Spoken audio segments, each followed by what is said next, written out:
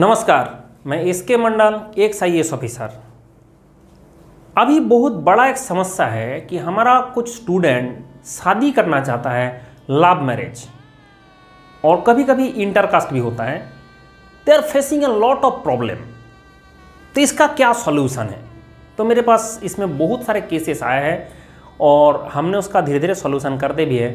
But क्या किया जाए? जैसे आप घर में जाकर बताएंगे मैंने एक लड़का को पसंद किया हूँ, मैंने एक लड़की को पसंद किया हूँ, तो सबसे पहले घर वाले का जो रिएक्शन होगा कि ये क्या कर लिया। अगर हमें बता दिए होते, हम अगर तुम्हारा शादी कराए होते, आलिया का बहन से करा देते, एकदम जो है रणवीर सिंह का भाई से करा देते, इस टाइप का सोच वो लोग लेके आएंगे ना। पहले तो आपको प्रॉब्लम समझना है, तभी इसका सॉल्यूशन आप निकाल पाएंगे। लव मैरिज, इंटरकास्ट मैरिज आज भी एगेंस्ट द सोसाइटी है, और अगर आप एक एगेंस्ट द सोसाइटी कुछ काम करना चाहते हो तो आपका जो कलेजा है, हाथ भर को कलेजा होना चाहिए। अगर आप डरपोक हो तो आप जो है ऐसे एगेंस्ट द सोसाइटी कुछ काम कर नहीं सकते। इसलिए हम बोलेंगे कि अगर आपका दम है तो लव मैरिज में आओ, और अगर दम नहीं है तो अरेंज मैरिज कर लो। किसी भी बेवड़ा का अरेंज मैरिज हो जाता है, आपका भी हो जाएगा। लेकिन लव मैरिज अगर करना है तो आपको सिस्टम समझना पड़ेगा। ये हमारा जो सोसाइटी है इसको समझो। इसी सोसाइटी में आपका पिताजी माताजी भी है, आपका रिश्तेदार भी है। तो उन लोगों का जो व्यूज़ है क्यों डिफरेंट है, लव मैरिज में क्यों नहीं है? क्योंकि हम बचपन से बच्चे को सिखाता है कि आप कोई अनजान आदमी से बात मत करो, और हम अनजान आदमी को पकड़ के शादी करा देता है बच्चे का। ये हमारा सोसाइटी है। और उसमें क्यों ऐसा है ना, उसमें बहुत ज़्यादा फाइनेंशियल ट्रांजैक्शंस अवेलेबल है। जब शादी अरेंज मैरिज होता है, बोला नहीं हमारा तो दहेज नहीं देना है, आप एकदम भव्य तरीका से शादी करा दो। लड़की का पिताजी के ऊपर इतना प्रेशर आता है। आज के ज़माने में बहुत बड़ा बड़ा शादी हो रहा है, भव्य तरीका से शादी हो रहा है। आपने कभी सोचा कि वो शादी जो हो रहा है उसमें कितना लड़की का पिताजी का आंसू चिपका हुआ है? हम भी शादी में जाता है, मज़ा आ जाता है, लेकिन आपने कभी सोचा तो ये जो शादी में मैं आया हूँ, इस लड़की का पिताजी का आंसू तो नहीं बह रहा इसके लिए? लेकिन हमने कहाँ सोचते हैं। तो ये हमारा सोसाइटी है, इसको you have to accept that. यही सोसाइटी में पहले सतीदाह प्रथा था, दैट इज ऑल्सो रिचुअल। अभी आप बोलोगे नहीं हमारा अरेंज मैरिज से बहुत अच्छा होता है, वो भी रिचुअल था। लोग ढोल बजा बजा के लड़की को जलाते थे। जब राजा राम मोहन राय उसको बंद करा दिया, उसके ऊपर पता नहीं क्या क्या हो, उसको मर्डर करने भी गए थे।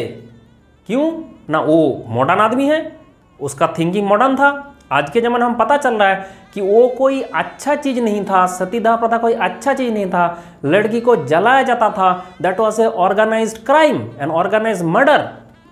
बट वो किसने, कितना लोगों ने समझा था? राजा राम मोहन राय समझे थे।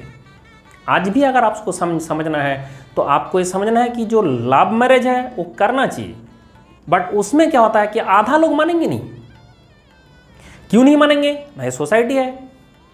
अब अगर आपको मनवाना है तो यू हैव टू प्रिपेयर।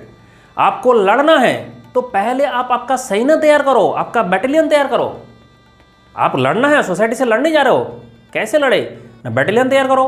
कैसा बैटेलियन ना? पहले आप ढूंढो आपका आसपास में कौन आपको सबसे ज़्यादा सपोर्ट करेगा। कोई फ्रेंड हो, ब्रदर हो, सिस्टर हो, कोई तो होगा जो आपको सपोर्ट करेगा। उसको जाके समझाओ कि देखो मैंने इस लड़की को जो पसंद किया, इस लड़के को जो पसंद किया, इस क्वालिटी से किया, ये हमारा फ़ायदा है, इसके लिए हमारा क्या होगा। मतलब जो चीज़ है जो उसका अच्छा ही है, उस चीज़ को आप फोकस करो। फोकस करके लोगों को समझाओ, और इकट्ठा सबको समझने मत जाओ। एक को समझाओ, फिर दूसरा को समझाओ, फिर तीसरा को समझाओ। ऐसा करते करते पिताजी माताजी करके जब तक सब लोगों को आप समझा लोगे, तब जाके आप शादी करने जाओगे, ज़्यादा दिक्कत फेस नहीं करना पड़ेगा।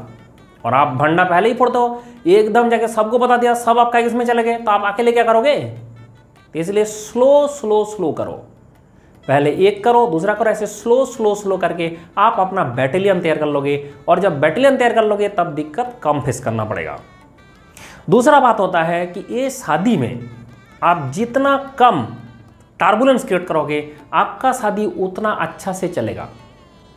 क्योंकि बहुत सारे हमने लव मैरिज में देखा कि जब शादी होता है वहीं पे उसका डाइवोर्स का फाउंडेशन स्टोन तैयार हो जाता है।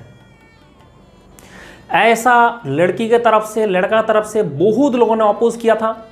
अब दोनों जानता है, दोनों लिबरल नहीं है। ये लड़का लड़की जो शादी कर रहा है, जो लव मैरिज में जा रहा है, यही लिबरल थोड़ी है। तो जो अपोज किया था उसके अगेंस्ट में एक जो है माइंड सेट तैयार जाता है, ये मेरे लिए खराब है, ये मेरे लिए खराब है। अब सबको खराब कर दोगे तो आप जिंदगी में जियोगे कैसे, चलोगे कैसे? तब आपको ध्यान रखना है, शादी में कौन क्या बोला था आपको भूलना है। क्योंकि आप एक अगेंस्ट सोसाइटी डिसीजन ले रहे हो तो आपको समझना पड़ेगा, आपको लोगों से जो है करना पड़ेगा और उसको वो करना पड़ेगा। जब Swami Vivekananda ji against the casteism बात किए थे, कैसे किया ना, बचपन में ही उन्होंने दिखाया था। उनका पिताजी थे लॉयर, उनके घर में भर भर के हुक्का लगा हुआ था, तो उन्होंने बोला इतना हुक्का क्यों? उसका पिताजी बोला सारे कास्ट एक कास्ट के हिसाब से लगा हुआ है, अगर एक कास्ट का हुक्का दूसरा आदमी पी लेगा तो उसका कास्ट चला जाएगा। तो उन्होंने सब पी लिया। बोला क्यों कर रहे हो? बोला नहीं, हम देख रहे हैं कैसे कास्ट जाता है। तो ये सब जो चीज़ है, ये जिसका दम इतना है तो वो अगेंस्ट द सोसाइटी कुछ कर सकता है और सोसाइटी चेंज कर सकता है। अब आप सोसाइटी चेंज करने चले, आपका माइंड छोटा है तो होगा नहीं। तो इसलिए तब आप लव मैरिज में मत जाइए, अरेंज मैरिज में जाइए। अगर आपका दिमाग ब्रॉड है, दोनों का दिमाग ब्रॉड है, तभी लव मैरिज में जाइए। क्योंकि दोनों का दिमाग ब्रॉड है, तभी वो जो इतना लोग अपोज करेंगे उसको धीरे धीरे आप कन्वर्ट करके आप जो है अपना डायरेक्शन में ला पाओगे और उसके बाद आप खुशी खुशी लाइफ मैरिड लाइफ बिता पाओगे। नहीं तो अगर ज़बरदस्ती शादी कर भी लिया उसके बाद बिताना बहुत मुश्किल होता है। इसलिए ना वो पूरा सोसाइटी में जो जितना भी एलिमेंट है वो जम के जो आपका अपोज करता रहेगा और आप भी क्या करते हो ना, आप भी जाकर झगड़ते रहोगे, तो झगड़ने से सोल्यूशन नहीं होगा। आपको पहले लोगों का माइंड सेट समझना पड़ेगा। आप सबको एजुकेटेड नहीं कर सकते, but you have to change the system. तो आप एक सिस्टम चेंज करना चाहते हो तो आपका दम होना चाहिए। तो इसलिए मैं बोलूँगा कि आप अपना बैटेलियन तैयार रखिए और बैटेलियन धीरे धीरे तैयार करके शादी करें तो ये चीज़ प्रॉब्लम खत्म हो जाएगा। तब तक खुश रहे।